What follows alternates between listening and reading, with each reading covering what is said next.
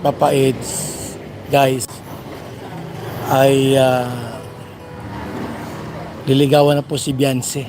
Kaya hindi ho tayo magtataka, itong minarites ho ni Kuya Bal Santos Matubang na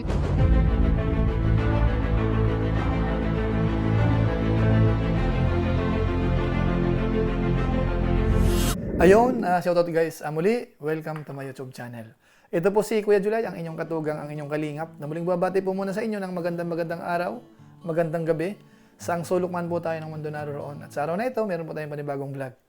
Pag-uusapan po natin yung pangmamarites po ni Kuya Bal Santos Matubang kay Eds. Meron po siyang mga binulgar, mga kabayan po natin. At ito ay patungkol kay Beyonce. At magugulat ho kayo, mga kabayan po natin. Kung totoo man ho itong binanggit ni Kuya Bal Santos Matubang, sigurado matutuwa ho yung mga viewers ho o kaya yung mga fans ho ng EDC. Ngayon ang tanong, ano ho kaya yon? So pag-uusapan po natin yan maya-maya ng konti. Pero bago po yon, konting paalala po si Kuya Julay.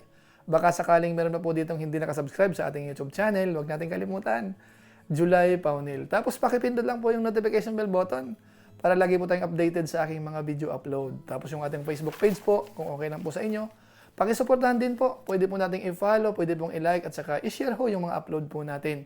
So maraming salamat po sa inyo. Tapos sina Kuya Bal Santos Matubang, Kalingap Rab, Ate Edna Vlogs, Rowell of Malalag, at saka po si Jabber Sniper, suportahan din po natin ang kanilang YouTube channel. So maraming salamat po sa inyong lahat. Ngayon tuloy na po tayo. Pag-usapan na ho natin yung patungkol ho sa sinabi ni Kuya Bal Santos Matubang kay Eds. So may mga ilan po siyang nabanggit po dito na kung saan ito ho yung hinihintay ng ilang mga viewers o ilang mga fans ho ng EDC. At itong bagay na ito mga kabayan po natin, kanina sa ating live stream, kinukulit ho tayo ng ilan sa mga viewers, binabanggit po nila ito. Kaso nga lang ho, hindi natin ma-highlight kasi wala pa hong 12 hours mula po nung na-live po yan ni Kuya Bal Santos Matubang. Kaya sa pagkakataong ito, pagbibigyan po natin, ano ho kaya yung minarites ho ni Kuya Bal Santos Matubang patungkol po kay Eds. Para ho hindi na magtagal, pakinggan po muna natin kasi may binanggit po si Kuya Bal Santos Matubang na nagpaalam na raw po si Kalingap Eds. Ito, panoorin po natin. Atuklasan po natin mga Kalingap, si Papa Eds, guys, ay liligawan na po si Beyonce. Oy, sinabi sa akin po nung karang araw dito sa bahay si Papa Eds. At ang sabi niya, kung pwede raw ligawan si Beyonce. Sabi ko, 17, sa isang taon, 18. Di isang taong panliligaw, di ba? Pagsampan ng 18, pagkadibo, matik, sagutin ka na. O sinabi po, nagpaalam kung pwede nga pong ligawan si Beyonce. Sabi ko, tama yan, para pagka 18 niya, isang taong panliligaw. O di, pag nag-18 siya, jowa mo na. Kasi naman, maghintay ka ng 18 sa kamuliligawan. Pangit naman yung ganon. Kaya sabi ko nga sa kanya, hanggat 17 pa lang, ligawan mo na. Sasagot yan pagka 18 na siya. Hindi tamang tama.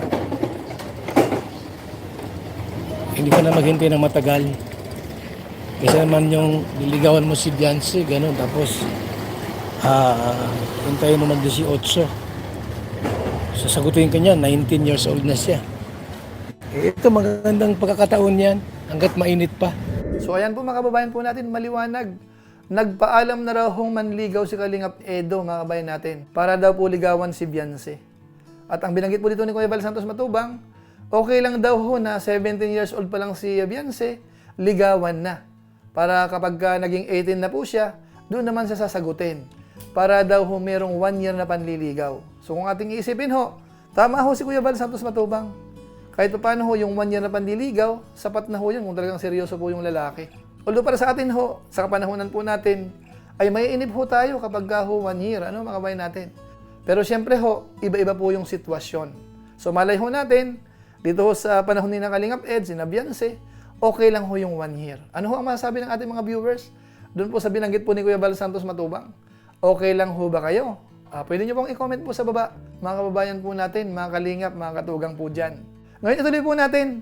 Ito naman ho ang tanong uli natin.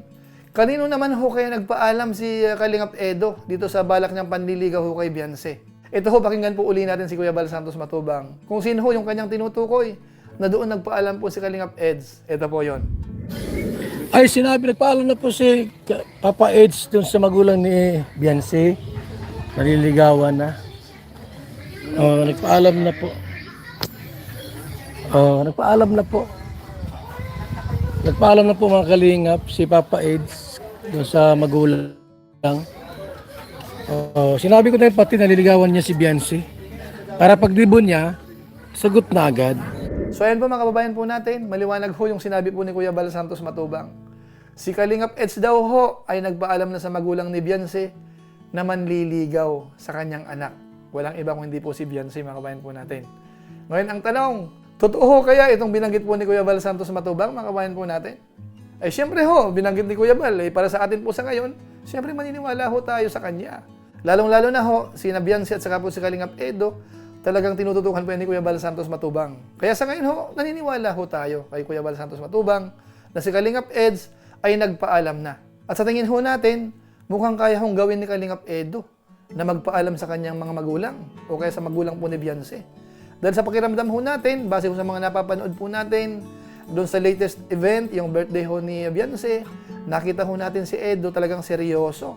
Pati ho yung kanyang regalo, yung kanyang mga pananalita, pati ho doon sa second celebration ho, nung after 2 days, doon sa barangay, nakita ho natin kung paano po inalalayan po si Beyonce. Kaya hindi ho tayo magtataka, itong minarites ho ni Kuya Bal Santos Matubang, na talagang totoo po yan, mga kabayan natin. Paano masabi? So ano na ho kaya ang masasabi ng ating mga viewers, ng mga fans ho ng EDC? Kayo ho ba'y natutuwa? Kayo ho ba'y kinikilig? Magandang balita ho ba yung naihatid po ni Kuya Bal Santos Matubang sa atin?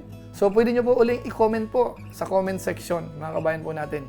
Basta tayo ho, ay good news po yan para sa atin. Lalo't nakikita po natin si Eds at saka po si Beyonce, talagang bagay na bagay, yung tindig ho nila, pareho ho mahiyain.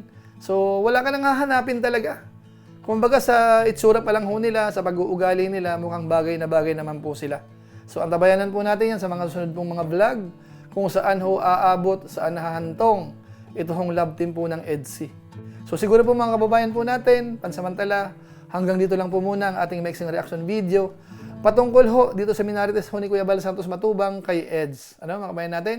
So maraming salamat po sa inyo, pero gaya po ng dati, shoutout ko lang po muna ang mga sumusunod.